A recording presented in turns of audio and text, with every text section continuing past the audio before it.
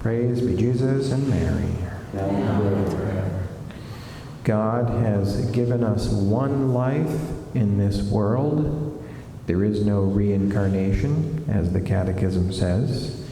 And so with this one life that God has given us, we are called to be faithful and prudent stewards, okay, and to live our lives properly and wisely according to the will of God, living according to the Spirit, not according to the flesh.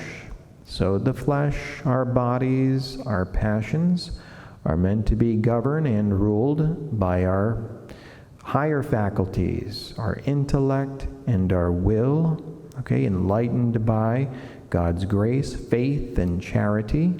And our souls are to be governed by God, right? By the Holy Spirit. Otherwise,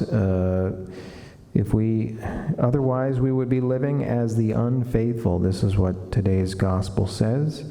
As those who live according to their passions, they eat and drink and get drunk, and they are assigned a place with the unfaithful. St. Paul talks about this in today's first reading, his letter to the Romans, chapter 6, when he says, "Sin must not reign over your mortal bodies, so that you obey their desires." And the commentary says, here the apostle gives good motivation to fight and resist concupiscence, that is, our passions, because it is something that is passing away along with the death of our bodies, right? St. Paul specifies, sin must not reign over your mortal bodies, right? It is passing away. We're heading towards death.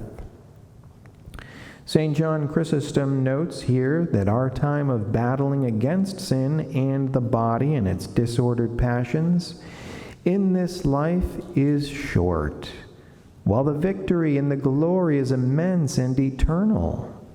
He says, quote, "O man, what kind of solid and lasting joy do you seek here in this life? What you see here falls short and quickly passes." End quote.